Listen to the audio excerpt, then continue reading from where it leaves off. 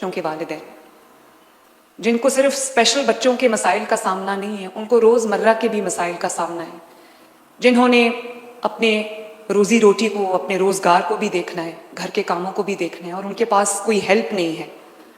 उनके जो वसाइल हैं वो महदूद हैं, उनके रिसोर्सेज महदूद हैं। और बहुत सारे बच्चे ऐसे हैं, ऑटिज़म की बहुत इकसाम है, बहुत टाइप्स है ऑटिज़म की, माइल्ड से लेके मॉडरेट और मॉडरेट से लेके बहुत जो हाइपर हो जाता है। तो कई बार तो माँ बाप को पता ही नहीं चलता कि बच्चे को ऑटिज़म है। वो उनको उनका एक यूनिक उनका हिस्सा समझ के या उस बच्चे की तबीयत का हिस्सा समझ के उनको पता ही नहीं होता कि हमारे बच्चे को ऑटिज़म है। मैं आपको अभी अपनी बहन की जो बहुत रिसोर्सफुल है उसकी मैंने आपको बताई कहानी। उसको नहीं पता था कि उसके बच्चे को ऑटिज़म है। और आज थेरेपी के बाद वो बच्चा इब्राहिम जो है वो लिखना भी सीख गया, वो बोलना भी, अपनी बात थोड़ी थोड़ी एक्सप्रेस करना सीख गया। कुछ भी हो तो वो लिख के बता देता है। उसको 3 लेटर वर्ड्स लिखने आते हैं, 4 लेटर वर्ड्स लिखने आते हैं। तो कम से कम वो अब थोड़ा बहुत एक्सप्रेस करने लगा है। तो जो थेरेपी है उससे बहुत फर्क पड़ता है। लेकिन थेरेपी के लिए माँ बाप कहाँ जाएं, फैमिलीज कहाँ जाएं? और जो जिनके पास वसाइल नहीं है वो उनके पास हल यही है कि या चारपाई से बच्चों को बांध दें, या 4 दीवारी तक उनको एक कैद खाने में डाल दें, या फिर उनको गली मोहल्ले में, क्योंकि कई दफा माँ बाप दोनों काम करते हैं, मजदूरी करते हैं, मेहनत करते हैं, अपनी जिंदगी की जो कारोबार है उसको चलाते हैं। तो उनके पास मुलाजिम नहीं है या उनके पास कोई हेल्प नहीं है कि वो उनके बच्चों को गार्ड करे। तो कई दफा मैंने देखा है कि उन बच्चों को गली और मोहल्ले में वो बच्चे इस तरह फिर रहे होते हैं कि देख के कभी कभी ख्याल आता है कि काश इनके लिए भी कोई फैसिलिटी बनी हो। तो मैं ये समझती हूँ कि ये जो माँ बाप हैं इनका हौसला चट्टान की तरह, ये रोज एक मुश्किल को अपने सामने देखते हैं, डील करते हैं उसके साथ, उस चैलेंज से निमटते हैं। तो मैं आज अगर रियासत ने इन माओं का थोड़ा सा बोझ बांटा है तो मुझसे ज्यादा आज इस कमरे में कोई खुश नहीं है।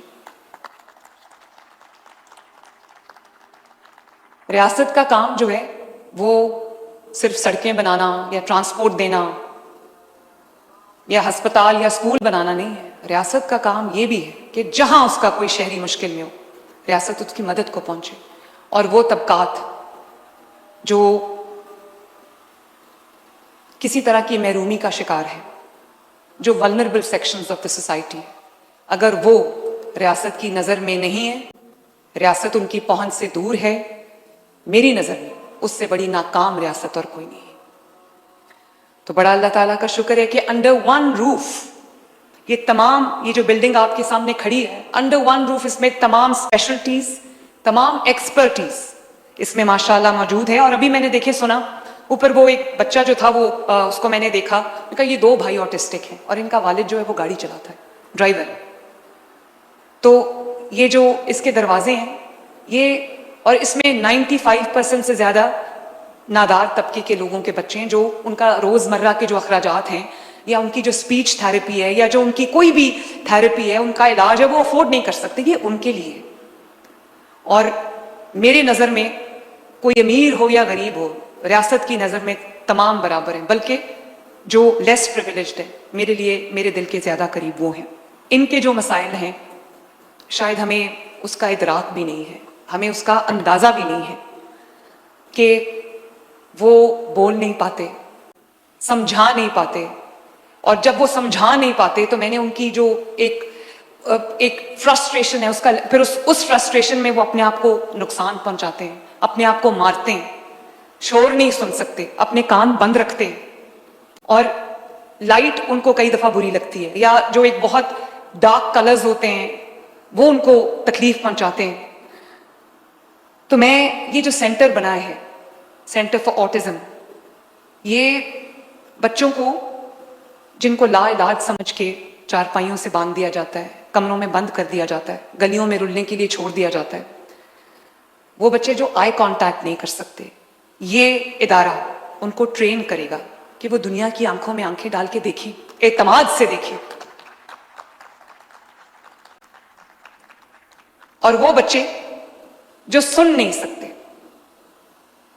या वो बच्चे जो शोर से अपने कानों पे हाथ रख लेते हैं, उनको आहिस्ता आहिस्ता दुनिया की जो रियलिटीज़ हैं, दुनिया का जो एक रंग है, शोर है, उन आवाज़ों से उनको आहिस्ता आहिस्ता उनको एक्लेमेटाइज कराएंगे, ताकि वो कहीं एकदम, अभी मैं गई हूँ कुछ कमरों में तो मैंने देखा कि एकदम जो लोग आ जाते हैं उनको देख के बच्चे डर के रोने लग जाते हैं या छुप जाते हैं, और शोर होता है तो वो अपने कानों पे हाथ रखते हैं। अभी मैं देख के आई हूँ बच्चों को। और वो बच्चे अब इंशाअल्लाह ताला हालात का मुकाबला करना सीखेंगे।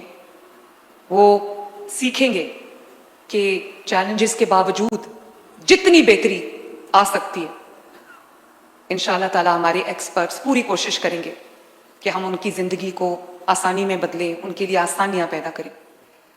यहाँ पर ऑक्यूपेशनल थेरेपी रूम मैंने देखा जिसमें आपके इम्प्रूव करेंगे स्किल्स, ताकि आपको डेली लाइफ में बच्चों को इंडिपेंडेंस उनकी आए, उनको दूसरों के ऊपर उनकी डिपेंडेंस कम हो, और उनके जो फिजिकल, सेंसरी, कॉग्निटिव चैलेंजेस हैं उनसे इंशाअल्लाह ताला बच्चों को सीखना, निमटना सिखाएंगे।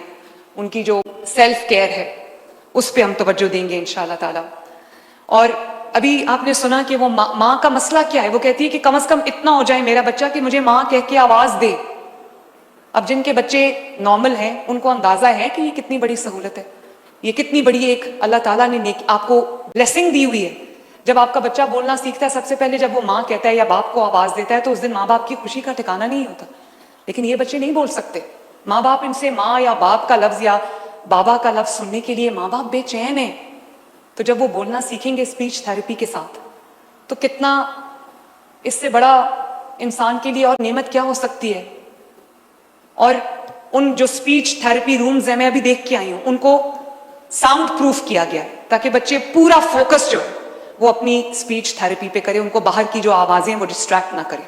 वो एक एक लफ्ज़ करके, one word at a time वो बोलना सीखें और अपने आप को एक्सप्रेस करना शुरू करें। इसी तरह